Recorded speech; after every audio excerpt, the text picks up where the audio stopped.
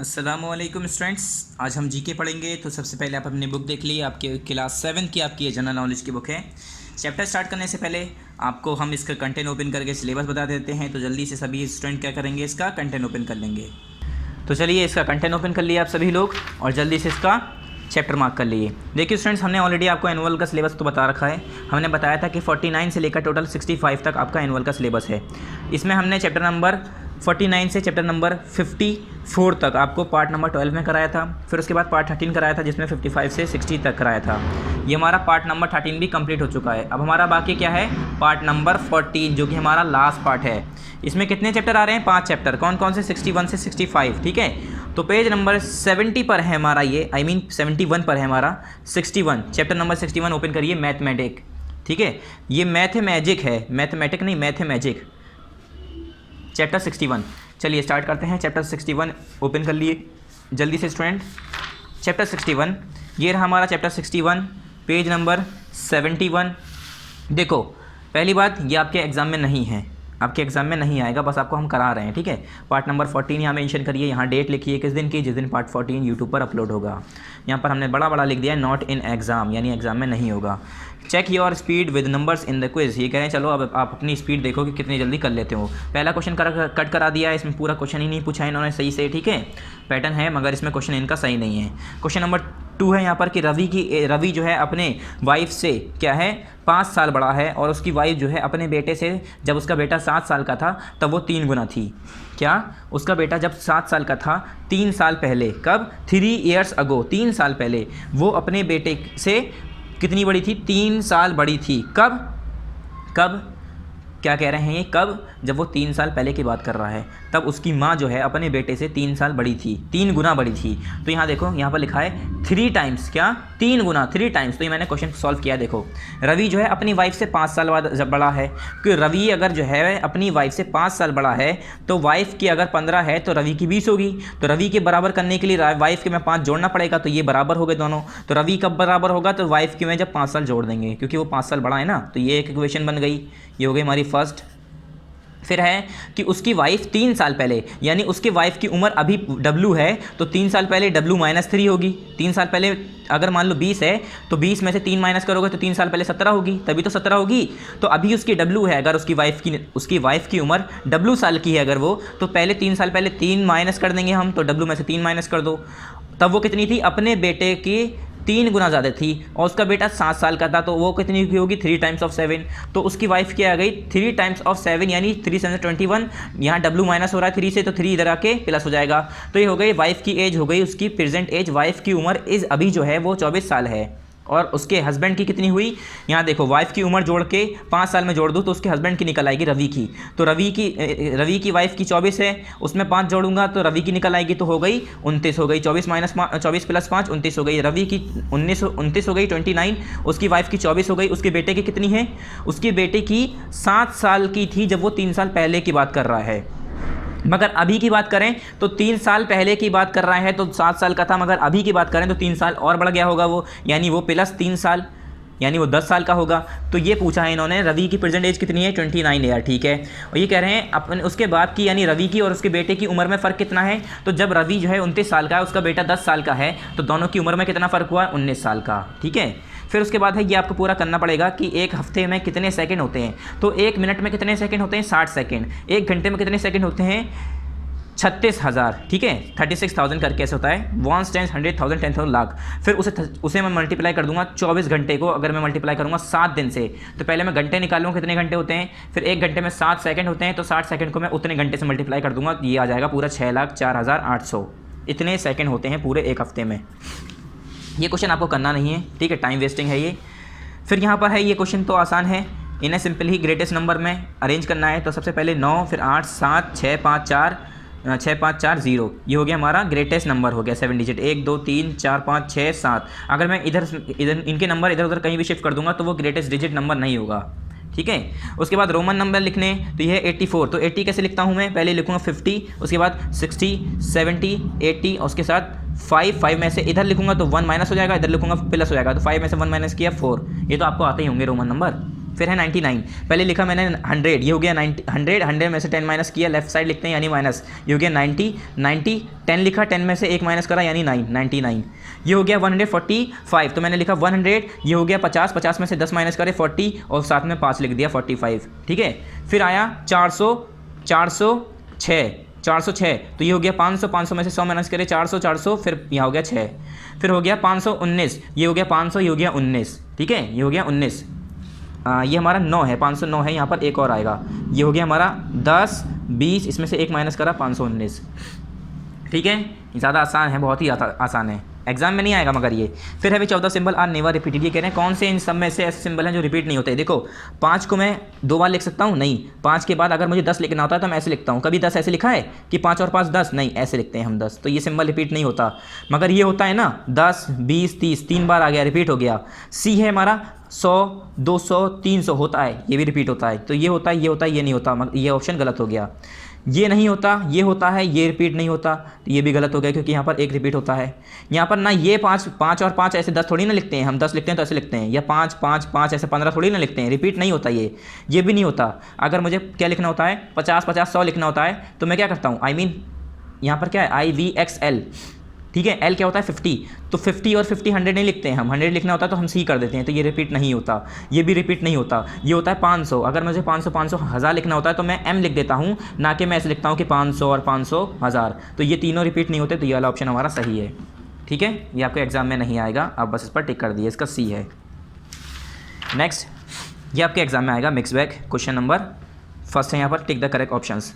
Date लिखिए, part 14 लिखिए, और चैप्टर कौन सा है 62। चलिए करते हैं। The official name for the tail side of any coin is reverse, ये कह रहे हैं अगर मैं किसी भी टेल साइड, सिक्के का अगर टेल साइड है उसे हम रिवर्स कहते हैं, तो उसका जो हेड साइड होगा उसे हम क्या कहेंगे, ऑबवर्ड्स कहते हैं, ऑबवर्ड्स, ठीक है। इसका ऑप्शन नंबर C है। उसके बाद formally the rupees was divided into कितने अन्नाज, अगर हम पहले अन्ना की बात करते हैं, पहले अन्ना चलते थे, 1 अन्ना, 2 अन्ना, 3 अन्ना, ठीक है, कुछ जगह पर अन्ना कहते भी हैं, ठीक है। तो 16 अन्नाज के बराबर होता है 1 रुपये, 1 रुपये में 16 अन्नाज होते हैं, ठीक है। अगर मैं कहीं पर कहूँ कि 1 अन्ना दे दो, यानी 1 रुपये के 16 हिस्से करके 1 हिस्सा तुम्हें दे देगा वो, ठीक है। ये आपसे मैं कह रहा हूँ मुझे 16 अन्ना दे दो, 16 अन्ना मतलब मुझे 1 रुपया दे दो, ठीक है। इसका ऑप्शन नंबर A हो गया। उसके बाद नेक्स्ट थर्ड है the first paper money originated in, ये कह रहे हैं सबसे पहले जो पेपर का मनी, पेपर का नोट का जो नोट बना था, सबसे पहले पेपर का सिक्का बना था, पैसे जो सबसे पहले पेपर का बनाया था, कागज़ का पैसा बना था, वो कहाँ बना था, चाइना में, क्योंकि पेपर ही वहाँ पर ही सबसे पहले आया था, प्रिंटिंग भी वहाँ पर सबसे पहले आई थी, ठीक है। कागज़ के जो नोट होते हैं सबसे पहले कहाँ आए थे, चाइना में। फिर है Sher Shah Suri introduce the term, Sher Shah जो सूरी था उसने टर्म इंट्रोड्यूस किया था। कॉइन, करेंसी या रुपये, ये जो रुपया था ना, रुपया, ये शेर शाह सूरी यहाँ का राजा था, ठीक है, जिसने GT रोड भी बनवाया है हमारा, क्या GT रोड जो है हमारा हिंदुस्तान का, वो भी इसने ही बनवाया था, ग्रैंड ट्रंक रोड, ठीक है, GT यानी ग्रैंड ट्रंक, और इसी ने ही रुपया ट्रम्प दिया था, ठीक है। फिर आया fifth, United kingdom has not adopted the euro, United kingdom ने क्या नहीं एडॉप्ट किया था, यूरो, ठीक है। वहाँ पर क्या चलता है, डॉलर, हमारे में क्या चलता है, रुपी।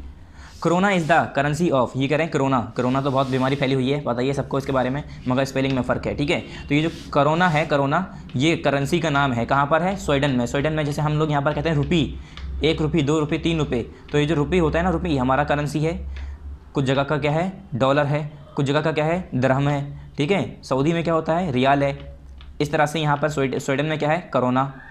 फिर है which is the highest value currency unit in the world, ये करें सबसे ज़्यादा हाईएस्ट वैल्यू करेंसी पूरे वर्ल्ड में कौन सी है, कुवैती दिनार, क्या कुवैती दिनार है, ये दिनार लिख दिया है, दिनार है, डबल A आना चाहिए यहाँ पर, ठीक है, दिनार, कुवैत जो है जगह है वहाँ का दिनार। The place where coins are manufactured is called, ये कह रहे हैं वो जगह जहाँ पर सिक्के बनाए जाते हैं उसे हम क्या कहते हैं, मिंट कहते हैं, मिंट, MINT मिंट, ठीक है। फिर है अ coin worth 1/10 of a US dollar is called, ये कह रहे हैं अगर मैं एक सिक्के की बात करूँ जिसकी कीमत 1 US डॉलर के 10 गुना कम है तो उसे हम क्या कहते हैं, शिलिंग कहते हैं उस सिक्के को, क्या, शिलिंग। अगर यहाँ पर 10 डॉलर हैं तो 1 शिलिंग जो है उसका उसके 10 टाइम कम होगा। फिर है what is the currency of Malaysia, Malaysia की करेंसी क्या है, रिंगिट, क्या, रिंगिट, जैसे हमारा क्या है यहाँ पर इंडिया में रुपी और बाकी जगह पर डॉलर, रियाल, दरहम, तो इस तरह से मलेशिया का क्या है, रिंगिट।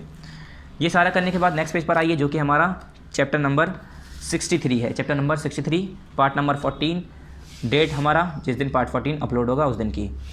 दूसरी बात, ये हमारा नॉट इन एग्ज़ाम है, मतलब एग्ज़ाम में नहीं आएगा। Aptitude test, find the odd figure out. देखो यहाँ पर एक डॉट है, एक शेड है, एक डॉट है, एक शेड है, एक डॉट है, एक शेड है, यहाँ पर दोनों ही शेड है, तो ये हमारा ऑड हो गया, इस पर टिक कर दिए। फिर है अगली यहाँ पर फिगर क्या आएगी, तो देखो ऐसा है, पहले लेफ़्ट में, फिर राइट में, आई मीन लेफ़्ट, फिर नीचे, फिर राइट, फिर ऊपर, फिर लेफ़्ट आएगा, तो यानी यही वाली फिगर रिपीट होकर यहाँ आएगी। ठीक है। फिर है स्टडी द प्रॉब्लम, ये प्रॉब्लम स्टडी करना है, फिगर बतानी है, तो पहले यहाँ पर नीचे, ऊपर, फिर नीचे, फिर यहाँ पर नीचे आ जाएगा, ऐसे करके ऊपर हो जाएगा। ठीक है, इसके पैटर्न होते हैं, गौर करके देखेंगे आप तो ऐसे ही बन के आएगा। ये सब करना नहीं है, मैं आपको बस करा रहा हूँ, आपके बुक में दिया हुआ तो आपको थोड़ा बहुत कर लेना चाहिए। फिर है यहाँ पर कंप्लीट द सीक्वेंस, देखो यहाँ पर 300 है, यहाँ पर 296 है, फिर 298 है। पहले 300 में से कितने माइनस करें, 4, फिर 96, यहाँ पर 8 आ गया, 288, तो कितने माइनस हुए यहाँ पर, पहले 4 माइनस हुए, फिर कितने माइनस हुए, 10 हो गए पूरे। देखें तो अगर 288 हो गया ना 96 में से, तो 6 उधर गए, 7, 8 माइनस हुए। ठीक है, फिर 276 लिखा इन्होंने, यानी पहले कितने माइनस हुए, 4, फिर 8, फिर ऐसे करके। अब इसी के पैटर्न में आपको जब करेंगे तो 276 आंसर आएगा। कितना आएगा, 276। ठीक है। ठीक है स्टूडेंट्स, ये करने के बाद आप नेक्स्ट पे आइए। यहाँ पर आपको ये कुछ करना नहीं है, बेकार है, आप इसे ट्राई कर लिएगा घर पे, एग्ज़ाम में नहीं आएगा। इस वाले को मैं समझा देता हूँ, इसमें कैसे किया है। देखो इसमें क्या किया है, जब हमारे पास 300 था, उसके बाद इन्होंने अगला लिखा 296। क्या, मैं आपको इधर करके दिखाता हूँ। देखो पहले 300 था, उसके बाद लिखा 296, यानी 300 में से 4 माइनस करे इन्होंने, तब आया 296। ठीक है, 300 में से 4 माइनस करे, पहले 300 था, उसके बाद इन्होंने 4 माइनस करके लिखा, यह आ गया 296। ठीक है, उसके बाद 296 के बाद क्या आया, इन्होंने 8 माइनस किया, 8 माइनस किया तो आया हमारा 288। फिर इन्होंने कितना माइनस किया, 12 माइनस किया, तब आएगा हमारा 276। पहले 4 माइनस किया, फिर 4 का 2 गुना माइनस किया, फिर 4 का 3 गुना माइनस किया, ऐसा हमारा पैटर्न बना है। पहले 2 गुना माइनस किया यहाँ पर, फिर यहाँ पर 3 गुना माइनस करके हमने खुद लाया 276। ये हमारे पैटर्न होते हैं कुछ। ठीक है, ये आपके एग्ज़ाम में नहीं है स्टूडेंट्स, तो आप इसे कट कर दिए और आपको बस ऐसे पढ़ लेना है, एग्ज़ाम के लिए तैयारी नहीं करनी है। चलिए नेक्स्ट पेज, ये आपके एग्ज़ाम में है, पेज नंबर 74। ठीक है, चैप्टर 64 पार्ट नंबर 14, डेट यहाँ पर एग्ज़ाम, आई मीन जिस दिन ये हमारा पार्ट 14 अपलोड होगा उस दिन के यहाँ पर आप डेट लिख दिएगा। क्या है, इलेक्ट्रिक टर्म्स, कुछ इलेक्ट्रिसिटी से रिलेटेड यहाँ पर आपके कुछ टर्म्स हैं, उसे यूज़ करके हमें क्रॉसवर्ड पजल को पूरा करना है। तो देखो अक्रॉस कहते हैं ऐसे वाले, डाउन कहते हैं ऐसे वाले, तो पहले करते हैं अक्रॉस। अक्रॉस का है an electric charge that beats up in one place, example storm cloud. ये कह रहे हैं एक इलेक्ट्रिक चार्ज जो कि एक प्लेस पर बीट्स करता रहता है, जैसे कि स्टॉर्म क्लाउड, तो उसे हम क्या कहते हैं, तो उसे हम कहते हैं स्टैटिक इलेक्ट्रिसिटी, जो कि एक जगह पर रुकी हो, स्टैटिक इलेक्ट्रिसिटी, ये हो गया स्टैटिक इलेक्ट्रिसिटी। फिर दूसरा है इनविजिबल वेव्स ऑफ एनर्जी, पांचवा है इनविजिबल वेव ऑफ एनर्जी, ऐसी एनर्जी जो कि इनविजिबल हो, हमें दिखाई ना दे, तो उसे हम क्या कहते हैं, एक्स रे। एक्स रे होगा यहाँ पर, एक्स, यहाँ पर बच्चों स्पेलिंग्स में मिस्टेक है, यहाँ पर इनविजिबल वेव्स ऑफ एनर्जी। ठीक है, यहाँ पर है the invisible waves of energy. Fifth हमारा यहाँ पर पूरा नहीं है, रुकिए अभी कर देते हैं। इसे हम क्या कहते हैं, तो इसे क्या कहते हैं, एक्सरेज कहते हैं, जो कि हमें दिखाई नहीं देती, RAYS। ठीक है, एक्सरेज, एक्सरेज लिखिए यहाँ पर, एक्सरेज जो आपको दिखाई नहीं देती हैं, ऐसी रेज। फिर next third, I mean six, material through which N electric charge can not flow. ये कह रहे हैं वो मटेरियल जिसके अंदर से इलेक्ट्रिसिटी पास नहीं होती है, उसे हम कहते हैं एक इंसुलेटर। क्या कहते हैं, इंसुलेटर। जहाँ से करंट पास ना हो उसे हम कहते हैं इंसुलेटर, तो यहाँ लिखा है इंसुलेटर्स।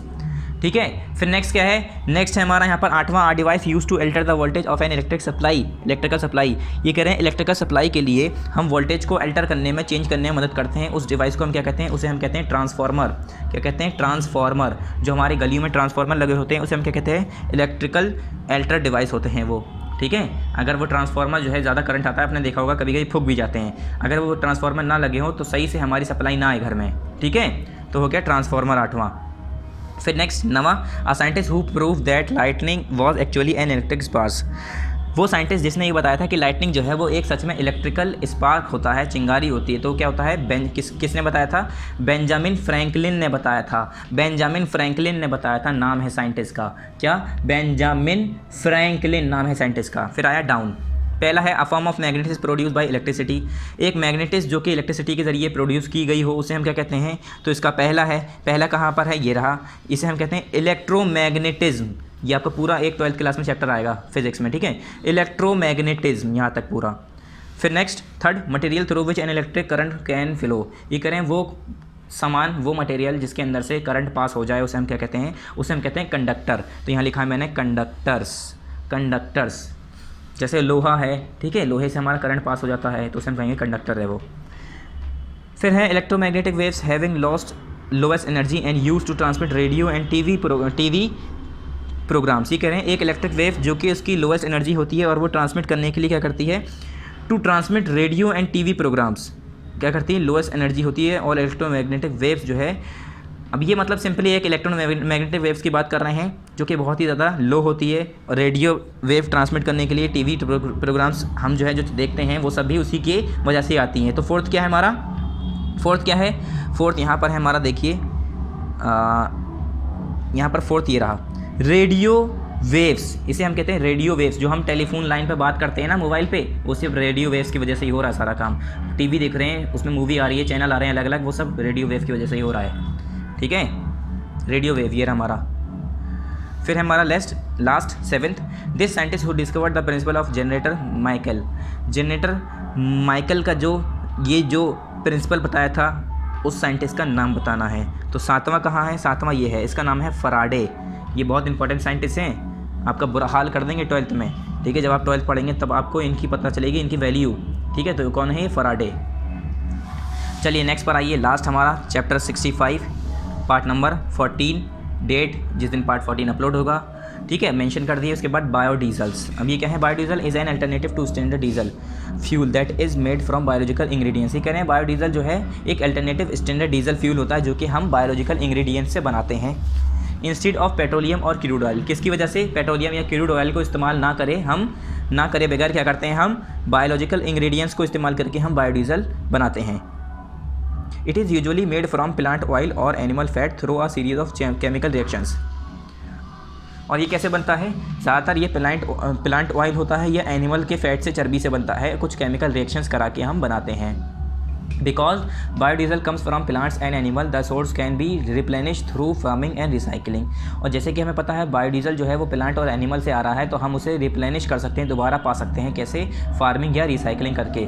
अगर मान लो जैसे आपने देखा होगा सनफ्लावर है, तो सनफ्लावर का ऑयल निकलता है बच्चों, अगर आपको नहीं पता है तो आप पता करिएगा कि सनफ्लावर का ऑयल होता है, ठीक है। सनफ्लावर का ऑयल कई जगह पर यूज़ किया जाता है। तो सनफ्लावर जो है अगर एक बार ऑयल निकाल लिया, ख़त्म हो गया, फिर दोबारा उगा लिया सनफ्लावर, तो ये हम रिप्लेनिश कर सकते हैं, बार बार उगा के बार बार इस्तेमाल कर सकते हैं।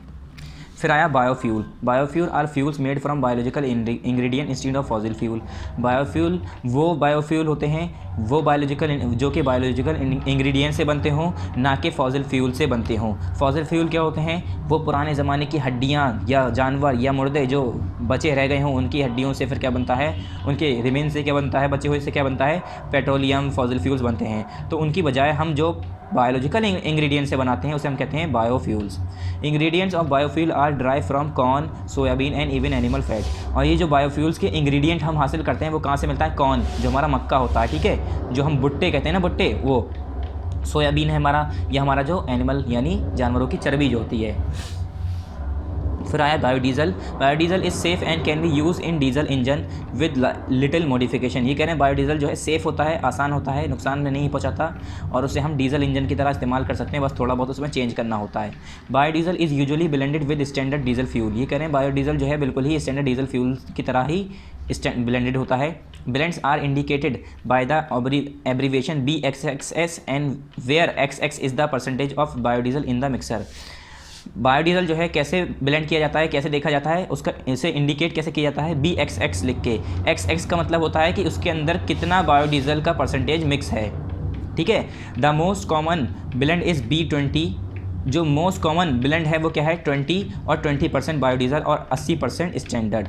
सो B100 refer to pure diesel. अगर हम B100 लिखा है, B100 का मतलब उसमें कुछ नहीं मिला है, पूरा का पूरा 100% हमारा प्योर डीजल है, प्योर बायोडीजल है। अगर मैंने लिखा है B20 तो B20 का मतलब ये है कि बायोडीजल मेरा 20% है और 80% मेरा स्टैंडर्ड ऑयल है, ठीक है। तो अगर मैं B30 लिख रहा हूँ यानी 30% हमारा बायोडीजल है और बाकी हमारा 70% हमारा क्या है, स्टैंडर्ड है, ठीक है, स्टैंडर्ड परसेंट है वो, ठीक है स्टूडेंट्स। यहाँ पर क्या हुआ, हमारा एनुअल का सिलेबस कंप्लीट। तो यहाँ पर क्या लिखेंगे, यहाँ लिखेंगे एनुअल कोर्स कंप्लीटेड, ठीक है। तो आप सभी लोग यहाँ पर लिख लिए एनुअल कोर्स कंप्लीटेड।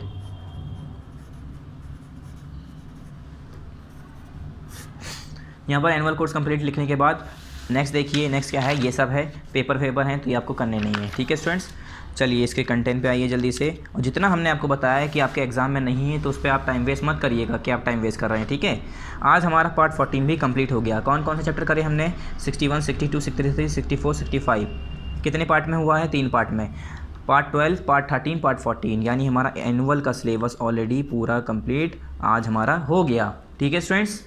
सो आप लास्ट बार देख लिए आपके कौन कौन से चैप्टर हैं 49 से 65 तक। बीच में हमने कुछ चैप्टर कट कराए हैं, वो बुक में बता दिए हैं, वो आप कट कर दीजिएगा।